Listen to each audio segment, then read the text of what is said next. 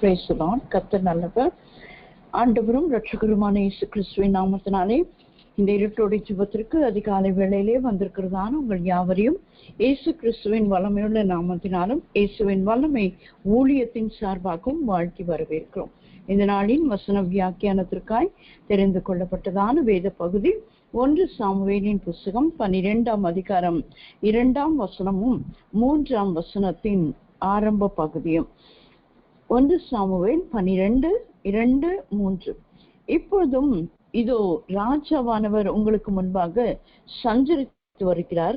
நானும் கிழவனும் நரைத்தவனுமானேன். என் குமாரர் உங்களோடு இருப்பார்கள். நான் என் சிறு வயது முதல் இந்நாள் வரைக்கும் உங்களுக்கு முன்பாக சஞ்சரித்து வந்தேன். இதோ இருக்கிறேன், இதோ இருக்கிறேன் என்கிறதான இந்த வார்த்தை குறித்து நாம் இந்த நாளிலே தியானிக்கவிருக்கிறோம்.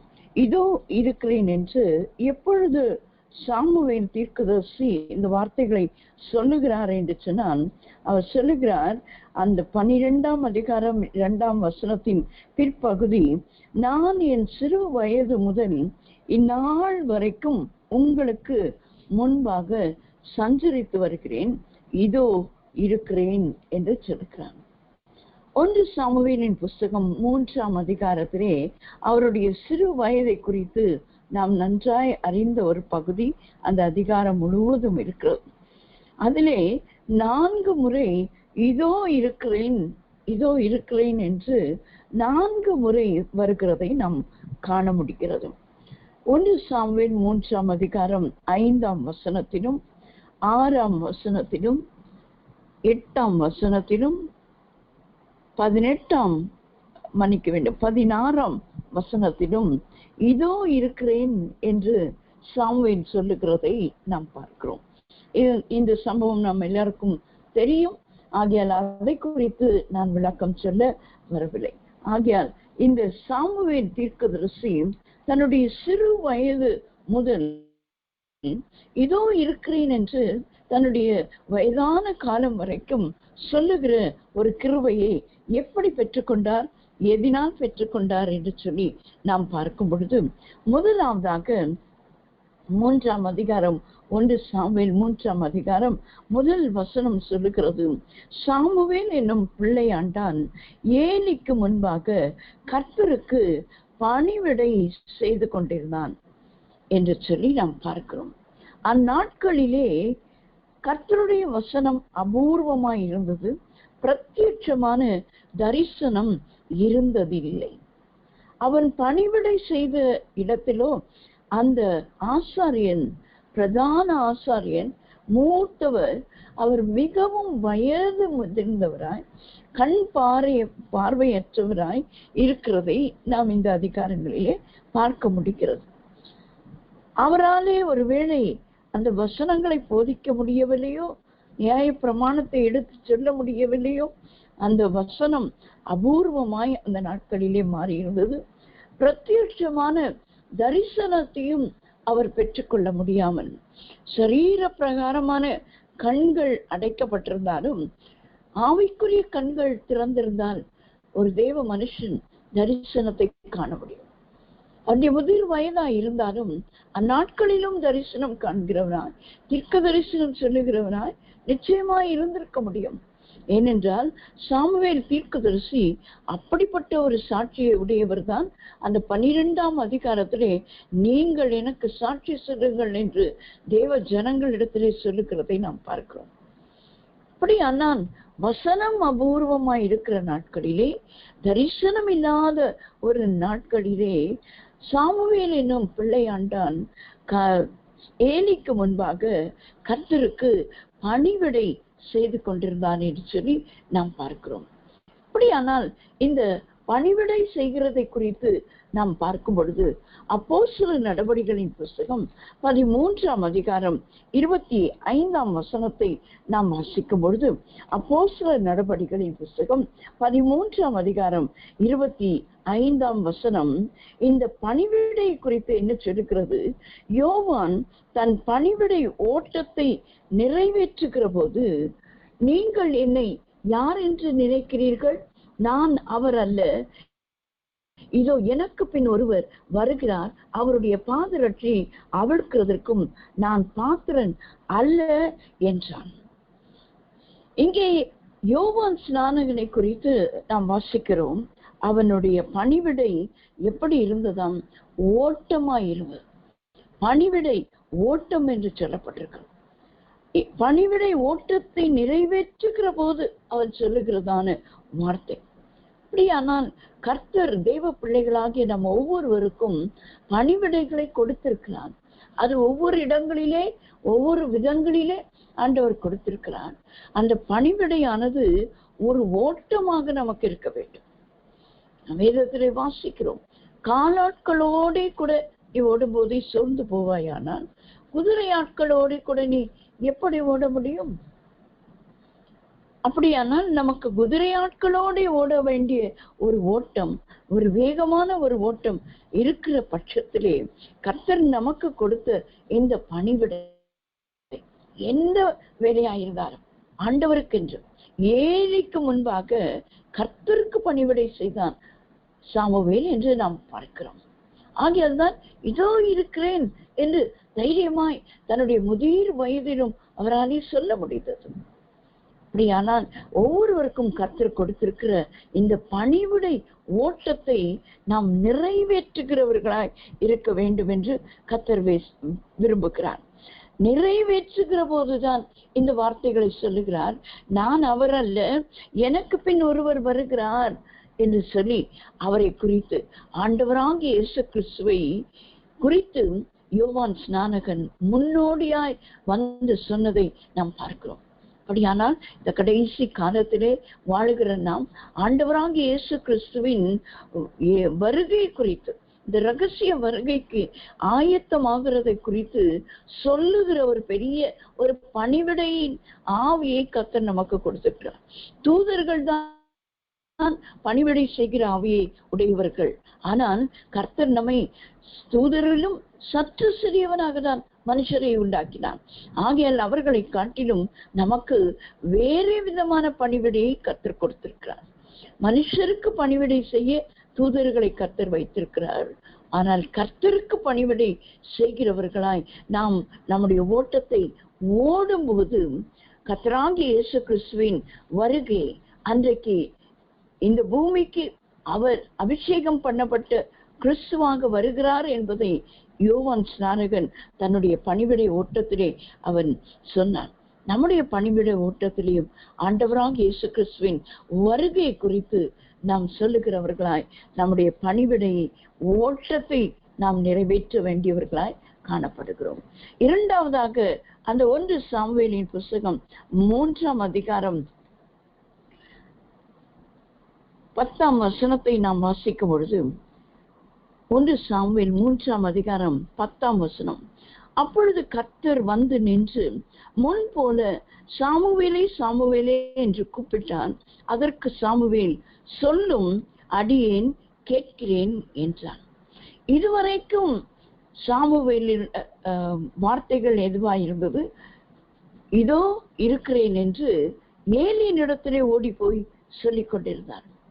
ஆனால் ஏலிக்கு தெரிந்தது கர்த்தர் தான் அவரை அழைக்கிறார் என்று சொல்லும்போது, கர்த்தர் பேச சுத்தமுள்ளவராய் இருக்கிறார் என்று சொல்லி அறிந்த ஏலி சொல்லிக் கொடுக்கிறார், இதோ நான் கேட்கிறதற்கு இருக்கிறேன் என்று. இரண்டாவதாக பணிவிடை ஆவியை உடையவர்களாய் மாத்திரமல்ல, இந்த சாமுவேல் தீர்க்கதரிசியை போல முதிர் வயதிலும் இதோ இருக்கிறேன் என்று சொல்வதற்கு கர்த்தருடைய சத்தத்தை கேட்கிறவர்களாய் நாம் இருக்க வேண்டும் என்று சொல்லி தேவன் விரும்புகிறார். கர்த்தருடைய சத்தத்தை கேட்கிறதை குறித்து யோபுவின் சரித்திரம் 37ஆம் அதிகாரம் 4ஆம் வசனத்தை நாம் வாசிக்கும் பொழுது, யோபுவின் சரித்திரம் 37ஆம் அதிகாரம் 4ஆம் வசனம், அதற்கு பின்பு அவர் சத்தமாய் முழங்கி தம்முடைய மகத்துவத்தின் சத்தத்தை குமர பண்ணுகிறார். அவருடைய சத்தம் கேட்கப்படும் போது அதை தவிர்க்க முடியாது. அவர் தம்முடைய சத்தத்தை என்ன செய்கிறாராம்? குமர பண்ணுகிறார். அடுத்த வசனம் சொல்கிறது, தேவன் தம்முடைய சத்தத்தை ஆச்சரியமான விதமாய் குமர பண்ணுகிறார். நாம் கிரகிக்க கூடாத பெரிய காரியங்களை அவர் செய்கிறார். அப்படியானால் ஆண்டவருடைய சத்தத்தை, அவருடைய சத்தம் குமுற பண்ணுகிற சத்தம், இடி முழக்கம் போல இடித்து, அதனால்தான் அவருடைய வருகையின் நேரத்திலும் கூட எக்காலம் முழங்குமா. ஆனால் அந்த எக்கால சத்தம் எல்லாருக்கும் கேட்காது. யார் கர்த்தருடைய சமூகத்திலே இதோ இருக்கிறேன் என்று அவருடைய குமுறுகிற சத்தத்தை ஒவ்வொரு நாளும் கேட்கிறோமோ அவர்களுக்கு தான் கடைசி நாளிலே அந்த எக்கால சத்தம் கேட்கும். அப்படியானால் இந்நாட்களிலே இந்த யோபு 37:4 சொல்லப்பட்ட வார்த்தையின்படி அவர் சத்தமாய் முழங்கி தம்முடைய மகத்துவத்தின் சத்தத்தை அவர் குமர பண்ணுகிறார். அவருடைய சத்தம் கேட்கப்படும் போது அதை தவிர்க்கவே முடியாது. ஆகையால் ஆண்டவருடைய சத்தம் நம்மிடத்திலே தொனிக்கும் போது அதை கேட்கிறவர்களாய் நாம் இருக்க வேண்டும். இந்த சாமுவேல் தீர்க்கதரிசியை போல. மூன்றாவதாக நாம் பார்க்கும் பொழுது 3ஆம் அதிகாரம் 1 சாமுவேல் 3ஆம் அதிகாரம் 11, 13 வசனங்களை நாம் வாசிக்கும் பொழுது, கர்த்தர் சாமுவேலை நோக்கி, இதோ நான் இஸ்ரவேலில் ஒரு காரியத்தை செய்வேன், அதை கேட்கிற ஒவ்வொருவனுடைய 2 காதுகளிலும் அது தொனித்துக் கொண்டிருக்கும். நான் ஏலியின் குடும்பத்திற்கு விரோதமாய் சொன்ன யாவையும் அவன் மேல் அந்நாளிலே வர பண்ணுவேன். அதை தொடங்கவும் அதை முடிக்கவும் போகிறேன். அவன் குமாரர் தங்கள் மேல் சாபத்தை வர பண்ணுகிறதை அவன் அறிந்திருந்தும் அவர்களை அடக்காமற் போன பாவத்து நிமித்தம் நான் அவன் குடும்பத்துக்கு என்றும் நீங்காத நியாய தீர்ப்பு செய்வேன் என்று அவனுக்கு அறிவித்தேன் என்று சொல்லி இந்த இடத்திலே நாம் வாசிக்கிறோம். கர்த்தர் பணிவிடை செய்கிறவர்கள் அவருடைய சத்தத்தை கேட்கிறவர்களாக இருக்கிறோம் என்று சொல்லுகிறான். அடுத்து இந்த சாமுவேல் தீர்க்கதரிசிக்கு ஆண்டவர் என்ன செய்ய போகிறார் என்பதை அறிவிக்கிறார். நாம் கேட்கிறவர்களாய் இருக்கும்போது கர்த்தர் நமக்கு செய்ய போகிறதை அவர் அறிவிக்கிற தேவனாய் இருக்கிறார்.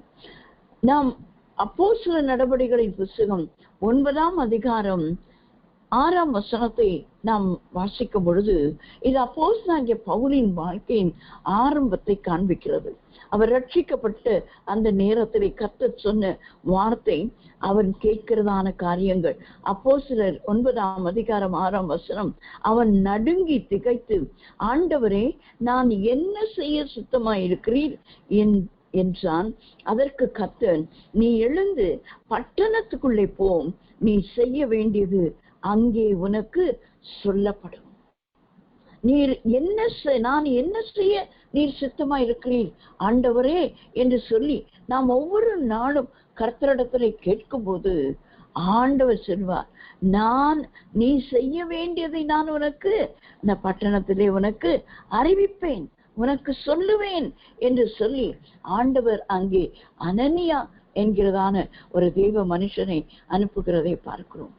அப்படிதான் தேவன் நம்முடைய வாழ்க்கையிலும் சில நேரங்களிலே நாம் என்ன செய்வது என்று திகைத்திருக்கிற நேரங்களிலே ஊழியக்காரர்கள் மூலமாய் வேத வசனத்தின் மூலமாய் கர்த்தர் நம்மோடு கூட பேசுகிற தேவனாயிருக்கிறார். என்ன செய்ய போகிறார் நம்முடைய வாழ்க்கையிலே என்பதை கர்த்தர் சொல்லுகிறவராயிருக்கிறார். அன்றைக்கு அப்போஸ்தலனாகிய பவுலுக்கு நீ செய்ய வேண்டியதை நான் உனக்கு சொல்லுவேன். அவன் கேட்கிறான், ஆண்டவரே, நான் என்ன செய்ய சித்தமாயிருக்கிறேன். நாமும் இந்த கடைசி காலத்திலே கர்த்தருக்கு என்று அவருடைய சித்தம் செய்கிறவர்களாய் நாம் இருக்க வேண்டும் என்று தேவன் விரும்புகிறார். ஆகையால் அவருடைய சித்தத்தை நாம் செய்யும் பொழுது ஆண்டவர் நிச்சயமாகவே நாம் என்ன செய்ய வேண்டும் என்பதை நமக்கு வலியுறுத்துவார். ஏனென்று சொன்னால், அந்த ஏலியின் குடும்பத்திற்கு செய்ததான அந்த நியாய தீர்ப்பை குறித்தும் செய்ய போகிற அந்த நியாய தீர்ப்பை குறித்து சாமுவேல் பிள்ளையாண்டானா இருக்கும் போதே அந்த காரியங்களை தேவன் அவருக்கு வெளிப்படுத்துகிறதை நாம் பார்க்கிறோம். யோவான் எழுதின சுவிசேஷம் 16ஆம் அதிகாரத்திலே நாம் வாசிக்கும் பொழுது பரிசுத்த ஆவியானவரை குறித்து நாம் வாசிக்கிறோம். அவர் வந்து பாவத்தை குறித்தும் நீதியை குறித்தும் நியாய தீர்ப்பை குறித்தும் உலகத்தை கண்டித்து உணர்த்துவார். அவர்கள் என்னை விசுவாசியாத படியினாலே பாவத்தை குறித்தும், நீங்கள் இனி என்னை காணாதபடிக்கு நான் என் பிதாவினிடத்துக்கு போகிறபடினாலே நீதியை குறித்தும், இந்த உலகத்தின் அதிபதி நியாய தீர்க்கப்பட்டதினாலே நியாய தீர்ப்பை குறித்தும் கண்டித்து உணர்த்துவார். அப்படியானால் இந்த கடைசி காலத்திலே பரிசுத்த ஆவியானவரின் அபிஷேகத்தை பெற்றுக்கொண்ட நாம் இப்படிப்பட்ட ஒரு அனுபவத்தை பெற்றவர்களாய் இருக்க வேண்டும். ஆவியானவர் கடைசி நியாய தீர்ப்பு வரைக்கும் எல்லா காரியங்களையும் நமக்கு வெளிப்படுத்துகிறவராய் இருக்கிறார். ஆண்டவர் செய்ய போகிறதை அன்றைக்கு சாமுவேல் தீர்க்கதரிசிக்கு சொன்னார். ஆகையால் தான் மறுபடியும் ஏலி ஆண்டவர் சாமுவேலோடு பேசினார் என்று அறிந்து காலையிலே கூப்பிடும்போது இதோ இருக்கிறேன் என்று சொல்லி மறுபடியும் 16ஆம் வசனத்திலே சொல்கிறார். இவருடைய பணிவிடை ஆவியானது எப்பொழுதுமே பணிவிடை இந்த ஆவியாவோடு கூட தான் இருந்ததை நாம் பார்க்கிறோம். அவர் ஒரு தீர்க்க தரிசனத்தை பெற்றுக்கொண்டு வெளிப்பாடை பெற்றுக்கொண்டதினாலே அந்த ஏலியை விட பெரியவராய் அங்கே தன்னை காண்பித்து விடவில்லை. பயந்துதான் அந்த இடத்திலே சாமுவேல் ஒரு பிள்ளையாண்டானா இருக்கும் போது ஏலிக்கு முன்பதாக போய் நின்று அவருடைய குடும்பத்துக்கு விரோதமாய் கர்த்தர் சொன்ன அந்த நியாய தீர்ப்பின் வார்த்தைகளை மறைக்காமல் சொல்லுகிறதை பார்க்கிறோம். அதைதான் ஏலி கேட்கிறார். 18ஆம் வசனம் 1 சாமுவேல் 3:18. அப்பொழுது சாமுவேல் ஒன்றையும் அவனுக்கு மறைக்காமல் அந்த காரியங்களை எல்லாம் அவனுக்கு அறிவித்தான். அதற்கு அவர் கர்த்தர் அவர் தமது பார்வைக்கு நன்மையானதை செய்வாராக என்று ஏலி சொல்லுகிறதை பார்க்கிறோம். ஏலி கேட்கிறார், நீ ஒரு காரியத்தையும் கர்த்தர் உன்னிடத்தில் சொன்ன காரியம் ஒன்றையும் நீ மறைக்காமல் எனக்கு நீ சொல் என்று சொல்லும் போது ஒன்றையும் மறைக்காமல் இந்த சாமுவேல் சொல்லுகிறார். கடைசி வரைக்கும் இதோ இருக்கிறேன் என்று சொல்லுகிறார். அந்த வயதான நாள் வரைக்கும். ஆகையால் தான் அவருடைய பெயர் சாமுவேல் கர்த்தருடைய தீர்க்கதரிசி என்று தான் முதல் பெயர் சபா மட்டுமல்ல சகல இஸ்ரவேலுக்கும் விளங்கினது என்று சொல்லி எப்பொழுது நாம் வாசிக்கிறோம்? ஆனா 3ஆம் அதிகாரம் 20ஆம் வசனத்தில் அவர் இன்னும் பிள்ளையாண்டானாய்தான் இருந்து வளர்ந்து கொண்டிருக்கிற பிராயத்திலே, ஆனால் முதிர் வயது வரைக்கும் அதை எல்லாம் காத்து கொண்டதினாலே அந்த பணிவிடை செய்கிற அந்த ஒரு ஆவியை உடையவர் தீர்க்க தரிசனங்கள் ஆண்டவரிடத்திலிருந்து கேட்டு பெற்றுக்கொண்ட பிறகும் அவர் அந்த பணிவிடை ஆவியோடு கூட இதோ இருக்கிறேன், நான் ஒன்றும் மறைக்காமல் உங்களுக்கு சொல்லுகிறேன் என்று சொல்லுகிறதை நாம் பார்க்கிறோம். அப்படிப்பட்டதான கிருபையை கர்த்தர் இந்த கடைசி நாட்களிலே நம் ஒவ்வொருவருக்கும் கொடுக்க வேண்டும். ஆகையால் தான் அந்த தீர்க்கதரிசி தான் முதல் பெயர் சபா மட்டும் அந்த இஸ்ரவேல் தேசமெங்கும் அவரை தீர்க்கதரிசி என்று விளங்க பண்ணினதாம். அது ஏன்? இந்த 3 காரியங்கள். பணிவிடை செய்கிறவராய் கடைசி வரைக்கும் பணிவிடை ஆவியுடையவராய் இருந்தபடினாலேதான் ஆண்டவர் என்னென்ன சொன்னாரோ அதையெல்லாம் செய்கிறவராய் இருந்தார். ஆகையால் கர்த்தருடைய சத்தத்தை எப்பொழுதுமே கேட்கிறவராய் கடைசி வரைக்கும் கேட்கிறவராய் இருந்தார். ஆகையால் தான் ஆண்டவர் என்னெல்லாம் அவர் வாயினாலே சொன்னாரோ அதையெல்லாம் கர்த்தர் நிறைவேற்றினார்.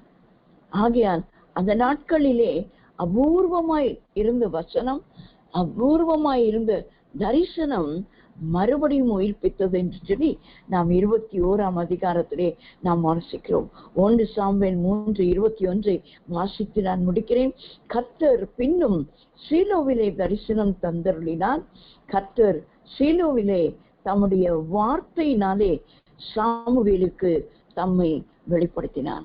முதல் வசனம் சொன்னது அன்றைக்கு கர்த்தருடைய அந்நாட்களிலே கர்த்தருடைய வசனம் அபூர்வமாயிருந்தது.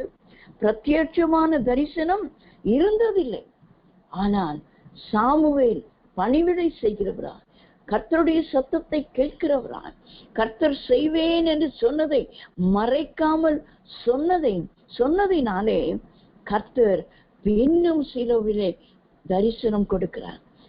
கர்த்தருடைய வார்த்தையும் கூட அங்கே சாமுவேலுக்கு வெளிப்படுகிறதை நாம் பார்க்கிறோம். ஆகையால் இந்த கடைசி காலத்திலே வாழ்கிற நாம் ஆண்டவராகிய இயேசு கிறிஸ்துவின் வருகைக்கு ஆயத்தமாகி கொண்டிருக்கிறோம். நாம் மாத்திரமல்ல, அநேகரை ஆயத்த பண்ணுவதற்கு இந்த நாட்களிலே நமக்கு அந்த பணிவிடையின் ஆவி, பணிவிடை என்று சொன்னால் அது ஒரு பெரிய வார்த்தை போல இருக்கிறது. அது வேலை செய்கிற ஒரு வேலைக்காரனின் ஆவி. அதுதான் ஊழியக்காரர் என்று சொல்லி நாம் சொல்கிறோம். வேலைக்காரர் கர்த்தருடைய வேலையை செய்கிறதற்கு நாம் பணிவன்போடு கூட தேவ சமூகத்திலே காத்திருக்க வேண்டும். அவருடைய சத்தத்தை கேட்கிறவர்களாய் நாம் இருக்க வேண்டும். அதை சொல்லுகிறவர்களாயும் நாம் இருக்க வேண்டும். நியாய தீர்ப்பை குறித்து கண்டித்து உணர்த்துகிற பரிசுத்த ஆவியானவர் நமக்குள்ளே இருக்கும்போது பாவத்தை குறித்து, நீதியை குறித்து, நியாய தீர்ப்பை குறித்து தேவ ஜனங்களுக்கும் மற்றவர்களுக்கும் நாம் எடுத்து சொல்லுகிறவர்களாய் இந்நாட்களிலே இருக்கும்படியாக தான் கர்த்தர் உங்களையும் என்னையும் இந்த காலை வேளையிலே கொண்டு வந்து நிறுத்தி வைத்திருக்கிறார். ஆக நாம் எல்லாரும் உள்ளத்தின் ஆழத்தில் இருந்து, ஆண்டவரே, சாமுவேல் தீர்க்கதரிசி சிறு வயது முதல் இந்த வயதான வரைக்கும் கிழவனாய மாறின போதும் கூட நான் இதோ இருக்கிறேன் உங்களுக்கு முன்பாக, இந்நாள் வரைக்கும் இதோ இருக்கிறேன் என்று சொன்னாரே, அதுபோல நாங்களும் எங்கள் வயதான காலம், அதாவது நாங்கள் மரிக்கிற அந்த நாளோ அல்லது உம்முடைய வருகையோ ஏது முந்திக் கொள்ளுமோ அந்த நாள் வரைக்கும் இப்படிப்பட்ட ஒரு ஜீவியம் ஜீவிக்க கர்த்தர் எங்களுக்கு உதவி செய்வீராங்க என்று சொல்லி எல்லாரும் கர்த்தரை ஸ்தோத்திரிப்போம். ஹல்லேலூயா.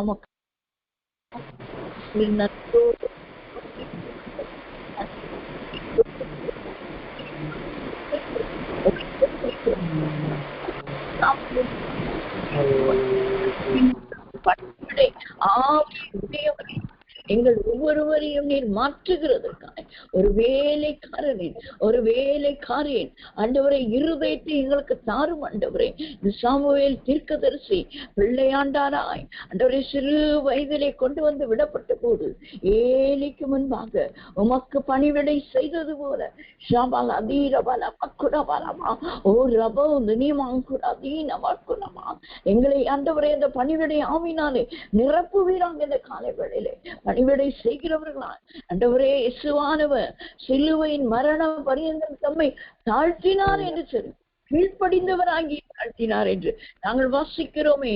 அப்படிப்பட்ட ஒரு தாழ்மை ஆண்டவரே, அப்படிப்பட்டதான ஒரு பணிவிடை யோவான் ஆண்டவரே தன்னை தாழ்த்தினார். அவருடைய கூட அவளுக்கிறதற்கு நான் பாத்திரன் அல்ல என்று ஓட்டத்தை ஓடி அந்த பணிவிடை ஓட்டத்தை ஓடினது போல ஓ எங்களுக்கு அந்த கிருபை தாங்க ஆண்டவரே. கடைசி நாட்களில் எங்களை நீர் அழைத்த அழைப்பிலே அந்த பணிவிடை செய்கிற அந்த ஆவியை பெற்று அந்த ஓட்டத்தை ஓடி முடிக்க கிருபை தருவீராக ஆண்டவரே. உம்முடைய குமரனின் சத்தம் எங்கள் இருதயத்திலே கேட்கட்டுமே, எங்கள் காதுகளிலே கேட்கட்டுமே. ஆவியானவர் சபைகளுக்கு சொல்லுகிறதை காதுள்ளவன் கேட்க கடவன் என்று சொல்லியிருக்கார் ஆண்டவரே. யோகுவின் புத்தகத்திலே நாங்கள் வாசிக்கிறவனமா உம்முடைய குமுறலை நாங்கள் கேட்கும் போது நாங்கள் ஆண்டவரை கிரகிக்க கூடாத பெரிய காரியங்களை நாங்கள் நீர் எங்களுக்கு செய்கிறதை நாங்கள் காணப்போகிறோமே. அதற்காக உமக்கு ஸ்தோத்திரம். கிரகிக்க கூடாத காரியங்களை எங்களுக்கு செய்வேன், என்ன காரியங்களை செய்வேன் என்று எங்களுக்கு வெளிப்படுத்துகிறீரோ ஆண்டவரே. எங்களை குறித்தோ மற்றவர்களை குறித்தோ நியாய தீர்ப்பு வரைக்கும் ஆண்டவரை என்ன வெளிப்படுத்துகிறீரோ நாங்கள் மறைக்காமல், சாமுவேல் மறைக்காமல் அதை சொன்னார், பயப்படவில்லை ஆண்டவரே. ஓ இது அவரை குறித்தும் அவர் குடும்பத்தை குறித்தும் அல்லவா நாம் சொல்ல வேண்டும் என்று பயப்படாமல் மறைக்காமல் எல்லாவற்றையும் சொன்னதினாலே அப்பா நீர் கொடுத்ததான தரிசனத்திற்கான மீண்டும் தரிசனம் இல்லாத இடத்திலே தரிசனமும் வசனம் பஞ்ச நாட்களிலே வசனம் கேட்கப்படத்தக்கதாக சாமுவேல் மூலமாய் செய்து அந்த காரியங்களை எங்கள் மூலமாய் செய்யும், எங்கள் மூலமாய் செய்யும். எல்லாரும் கேட்போம், என் மூலமாய் செய்யும் ஆண்டவரே. ஓ நான் தரிசனம் பார்த்து அநேகருக்கு சொல்லுகிறவனாய் மாற கிருபை தாரும் ஆண்டவரே. இனி வரும் நாட்களை குறித்ததான காரியங்கள் ஆண்டவரே, உம்முடைய வசனம் கிடைக்க கூடாத காலங்களிலே, அபூர்வமாய் இருக்கிற நாட்களிலே இந்த வசனத்தை நாங்கள் உம்மிடத்திலிருந்து கேட்டு பெற்றுக்கொண்டு அதை சொல்லுகிறவர்களா எங்களை மாற்றுகிறதுக்கா உமக்கு ஸ்தோத்திரம் ஸ்தோத்திரம் ஸ்தோத்திரம் ஆண்டவரே. எங்களை உபயோகப்படுத்துகிறது இதோ நாங்கள் இருக்கிறோம். இதோ இருக்கிறேன் ஆண்டவரே, இதோ இருக்கிறேன் என்று நாங்கள் ஒவ்வொருவரும் சொல்லுகிறோம் ஆண்டவரே. சாமுவேல் தீர்க்கதரிசியை போல எங்கள் கடைசி நாள் வரைக்கும் இதோ இருக்கிறேன் என்று உம்முடைய சமூகத்தில் தேவ ஜனங்களின் சமூகத்திலும் நாங்கள் சொல்லத்தக்கதான ஒரு வாக்கியத்தை கர்த்தர் எங்களுக்கு கொடுக்கிறபடியினால் நமக்கு சொல்றோம். தாழ்த்தி உடைய கரத்தில் ஒப்புக் கொடுக்கிறோம். மீட்பர் இயேசுவின் நாமத்தில் ஜெபிக்கிறோம். இன்னும் நல்ல பிதாவே. ஆமென், ஆமென்.